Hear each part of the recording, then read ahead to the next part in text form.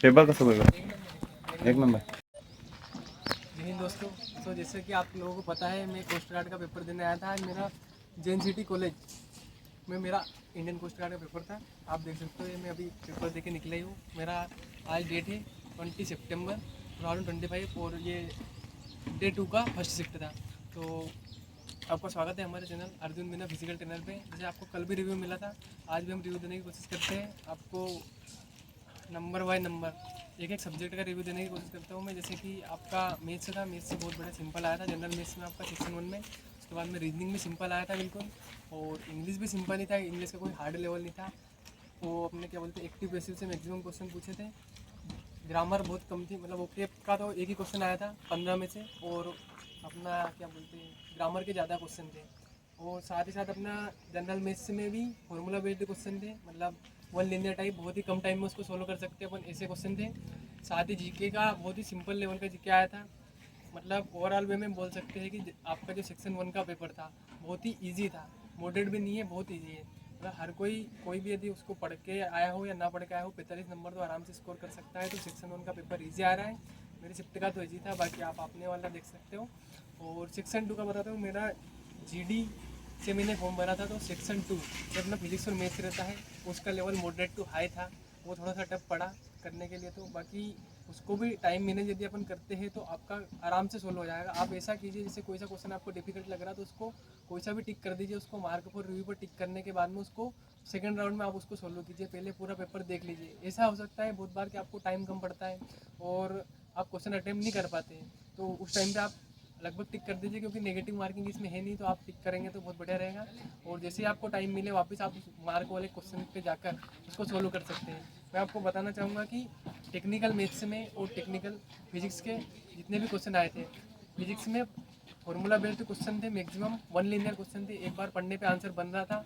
साथ ही साथ अपने मैथ्स में भी ऐसा ही था, मतलब ज़्यादा सोल्व नहीं करना था पेपर को, क्वेश्चन को। पोस्टर को मिले थे, हाँ। फाइनल सिलेक्शन हो गया है। सर से मिलने आए थे यहाँ पे। तो भैया कैसा लग रहा है आपको फाइनल सिलेक्शन के बाद? मजा आ रहा है ना? अरे तो ऐसे ही भैया आप लोगों के लिए भी ऐसा सब लोग बोलते हैं कि भाई कोस्ट गार्ड फर्जी है। कोस्ट गार्ड फर्जी नहीं है, सबका सिलेक्शन होता है। ये देखो भैया का भी सिलेक्शन हुआ है, उनके ब्रदर को कोस्ट गार्ड का पेपर दिलाना है। तो ऐसे ही आप लोग भी मेहनत करते रहिए, आपको भी बहुत जल्दी सफलता मिलेगी। बहुत बहुत धन्यवाद भैया, थैंक यू सर।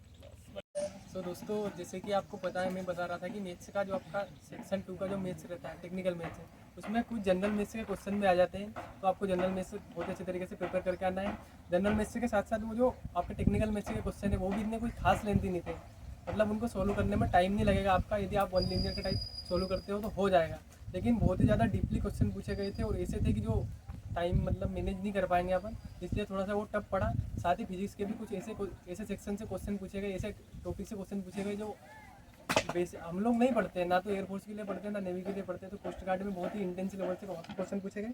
तो आप लोग ऐसा प्रिपेयर करके आइए। बाकी जितना हो सके उतना टाइम मैनेज करने की कोशिश कीजिए। मेरा सेक्शन 1 में टाइम मतलब लगभग बच चुका था। मैंने पेपर को 2 बार देख लिया था, क्योंकि ऐसा है 60 क्वेश्चन आते हैं, 45 मिनट का टाइम रहता है। तो आप यदि टाइम मैनेज करके चलेंगे तो हो जाएगा। ऐसे ही सेक्शन 2 में भी है कि यदि आप टाइम मैनेज करके चलते हैं, यदि आपको कोई टॉपिक से क्वेश्चन नहीं आता है और आप क्वेश्चन वो नहीं कर पाओगे, तो आप मत कीजिए, उसको छोड़ दीजिए और आप टाइम बचाने की कोशिश कीजिए, क्योंकि आपके पास सेक्शन 2 में भी टाइम बहुत कम रहता है। तो दोस्तों, मैं एक बात और बताना चाहूँगा कि आपका 30 दिन बाद रिजल्ट आ जाएगा। और ये इंडियन कोस्ट गार्ड में ऐसा सिस्टम रहता है कि रिजल्ट में जो पास हो जाता है उसके नंबर नहीं बताए जाते हैं। तो हम लोगों ने एक ट्रिक निकाली है, एक सीक्रेट ट्रिक है, जिससे कि हम वो कोस्ट गार्ड के नंबर देख सकते हैं। यदि आप लोगों को भी रिजल्ट के बाद में नंबर देखना है अपने, तो आप हमारे चैनल को सब्सक्राइब करके रखिए। आपको हम वो ट्रिक आगे चल के वीडियो के माध्यम से आपको बता देंगे, ताकि आप उससे आपके नंबर देख सकते हैं। साथ ही साथ मेरे साथ में 7-8 लोग ऐसे हैं जिनका मतलब लग रहा है कि पेपर क्लियर हो जाएगा। तो आपको फेज 2 का रिव्यू भी हम लोग देने की कोशिश करेंगे। फेज 2 के टाइम पे भी जैसे आपका रिजल्ट आता है उसी दिन आपके कुछ डॉक्यूमेंट अपलोड होते हैं वेबसाइट पे। देन उसके बाद में आप एग्जामिनेशन सेंटर चूज़ कर सकते हैं। आपको 4 से 5 सेंटर चूज़ करने का ऑप्शन आता है। वहाँ पे आप वो सेंटर चूज़ करते हैं, और सेंटर मतलब डेट और सिटी सिलेक्ट करने के बाद आप ICS फेज 2 का पेपर देने वहाँ पर जा सकते हैं। वो उसी दिन आ जाएगा जिस दिन आपका रिजल्ट आएगा। तो आप वो डेट सिलेक्ट करना और आपको ये नंबर कंफर्म करना, और वहाँ पे फेज 2 का क्या क्या प्रोसेस रहता है, वो सारी प्रोसेस से रिलेटेड यदि आपको वीडियो चाहिए तो आप हमको कमेंट कर दीजिए, हम वीडियो बनाने की कोशिश करेंगे। और फेज 2 के रिव्यू के लिए और आगे जो भी आपका जैसे एयरफोर्स के पेपर आने वाले, तो उसके रिव्यू के लिए आप हमारे चैनल को सब्सक्राइब कीजिए, हम बहुत बढ़िया रिव्यू लाने की कोशिश करेंगे आपके लिए। थैंक यू, जय हिंद, जय भारत।